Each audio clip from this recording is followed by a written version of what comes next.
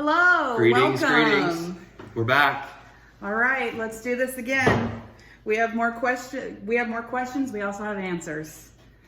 All right. What's our first one? Let's start from the bottom this time. All right.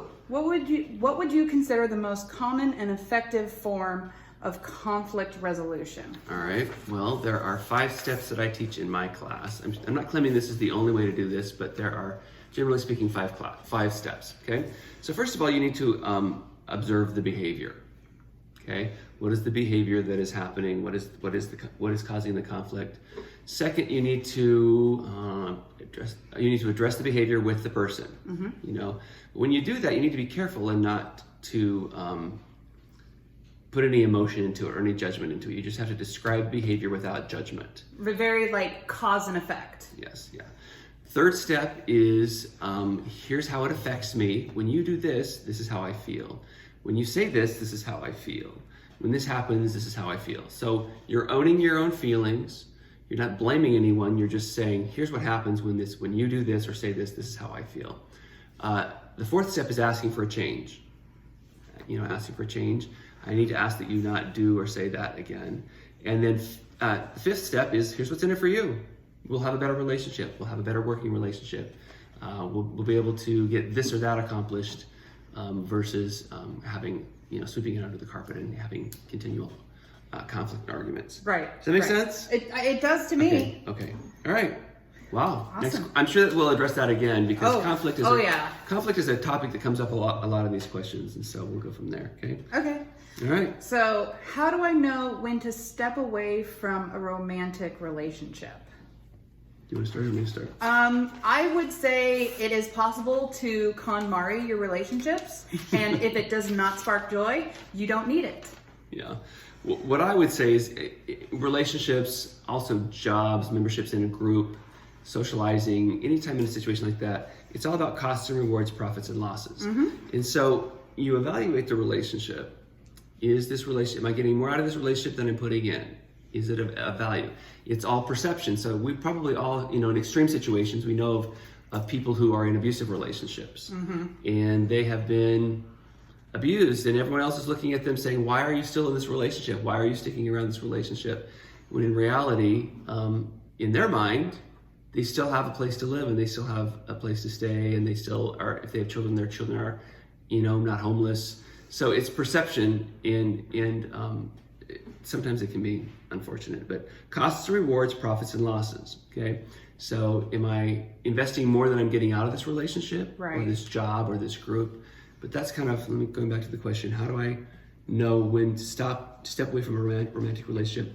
I would say when the rewards, the costs outweigh the rewards, basically. And but remember that it's always perception. Yes. It's your perception. Yep. And there's not always fact involved, okay? And emotions get involved and that makes it difficult. So, it does. Yeah. Okay, all right. Hopefully that helps. All right.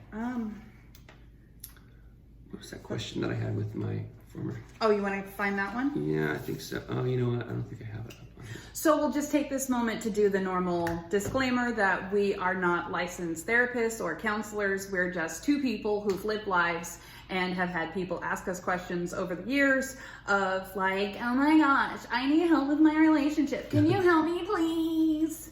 So I'm a communication professor, like we talked about before. I also a life coach.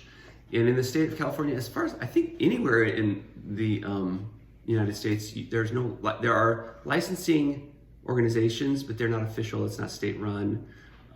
When I life coach, it's a long story. I life coach now. I don't get paid for it right now. I have before. I used to have somebody come into my office and pay me $50 to $70 an hour, and that's what would happen. Oh, you're getting a note on there. But I kind of fell into a niche of coaching, and that's kind of what I do right now. So I have the education and some of the experience and everything, but I think that it's good to have both perspectives here. Right. All right, good. Okay. This one? Yeah. Okay. Do you think there should be an importance placed on texting throughout the day on an everyday basis in the context of a relationship? So I would say it depends on the ages of the person in the relationship. It depends on the distance of the relationship. And I believe that it needs to be an equal amount of texting to vocal communication or FaceTime communication, because there's certain words and phrases that get lost when it's just text, and there's no amount of italicize or bolding that can help you convey what you really need. I think if you're in a honeymoon period of a relationship, if it's a romantic relationship, there's a lot of texting and flirting done that way. But if you're, a long-term relationship, you're at work, you're busy, you've got things to do. I think that if one partner is expecting you to text all day and the other person is busy and not able to do that, I think a conversation needs to have to happen. Right. It's not just boundaries, but it's just like, listen, just because I don't communicate with you every hour doesn't mean I'm not thinking about you, but I have work to do. I have to focus on my job. This doesn't have any negative indication or consequence on our relationship. So I don't know. I've run into this question before with students, and sometimes they will, my boyfriend texts me all day and I'm busy, and he gets mad that I don't text him back. I'll read it, but I don't text him back. Or I'll give one answer, text back and everything. I think that there needs to be a face-to-face conversation about expectations there, right, and why people aren't doing that. So, or just an agreed upon, like, okay, Saturday is a no text day. Saturday is a day where we meet in person, we phone call, we FaceTime, we, Discord, whatever form of communication works in that context. But it's also establishing, like, okay, Saturday is a no text day. Yeah, that's good. Yeah, I think it's very relationally specific, and everybody's going to be different. Everybody's going to have their own opinions and their own what's going to work for them. So, and you do it for a week and see what happens, see what works. Right. All else fails, try it again next Saturday. Right. Absolutely. How are we on time? Good. Okay. How can you get out of an abusive relationship without ending in violence? All right. Generally speaking, if you are ending a relationship, you need to do it face to face. The only exception to that, which this question alludes to, is if there's potential for violence. Right. If you believe that this person that you are breaking up with could become violent, either send them a text, talk to them on the phone, or do it in a public place. You need to protect yourself, of course. Yes. But if someone is going to be violent, you need to be careful. You need, there are all kinds of levels to that. There are people get restraining orders and things like that. So then would it be fair to ask a friend or a sibling or a person who they trust to kind of be uninvolved but just exist in the space as kind of a backup? Yeah, maybe not right there, maybe 20, 30 feet away. Right. It just depends. It's very situational. It just depends on, because I've heard of stories where a woman's breaking up with her husband and she brings her big older brother, and it's like happening in the bedroom, but they're in the living room. Yeah. I have a friend that I need to be careful how I say this. I have a friend who filed for divorce, and she took her children out of town when the papers were being served because she feared violence. And I don't remember the details, but I believe that he was removed. He was court ordered to be removed from the house. He had to be out of the house. So I don't know if there was violence involved, but there is a potential to have legal officials step in and assist in that situation. While we're talking about this, let me just state the obvious.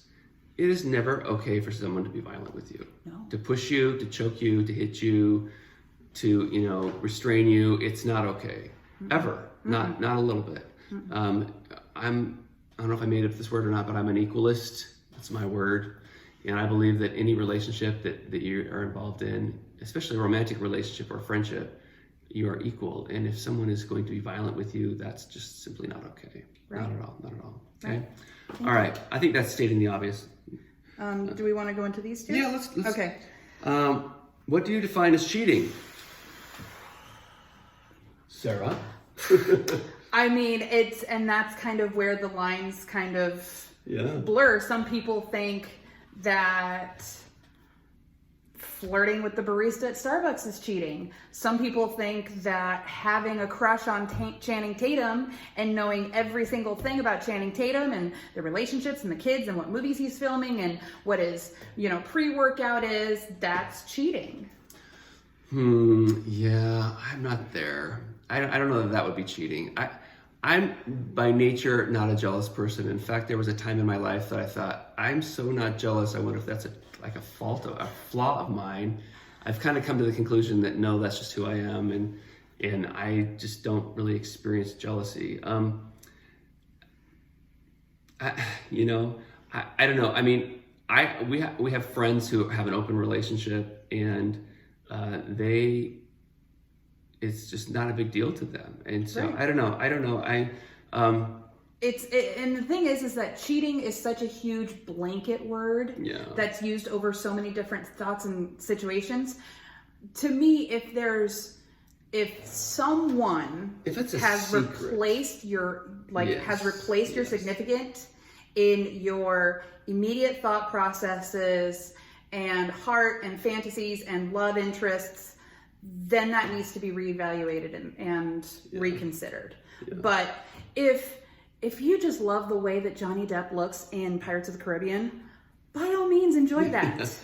Yeah, I think cheating is defined. I mean, I think cheating would be defined as if it's a secret or not. Is it a secret? And the thing is it thought or is it action? Yeah. So I think it is person to person, relationship to relationship. Yeah. And that has to be a conversation that you have with your person. Yeah. Yeah. And I think there should be no secrets. Absolutely. That's another, the only secret should be birthday presents, birthday and Christmas presents. And let me kind of piggyback off of this topic, which is another similar question that we don't have written down, but I get asked all the time by students, when you get into a new romantic relationship or when you're getting married to someone, should you tell them everything in your past? Oh, just open the book? Right, and just say, here's my whole life. And my answer to that is no. And here's a story. A buddy of mine was a good religious boy, went off to college and kind of had a wild life for about 3 years, decided that wasn't what he wanted to do anymore. We met while working in Florida, and we became one of my best friends. And he kind of came back to church and decided to be a good boy again. And he met this woman who is pure as the driven snow. She's very conservative. She's very religious and just, great. Okay.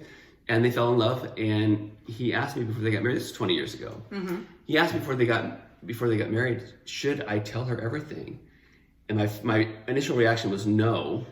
Don't tell her. Because you're going to scare her. Yeah, but there's that. And I said, and then he talked about it for a while, and we talked about it and everything. What he decided to do, which I think is so super wise, he sat her down and he said, there are some things in my past that I prefer not to talk about. Okay. And prefer not to tell you. Okay. But I want you, unless you want to know.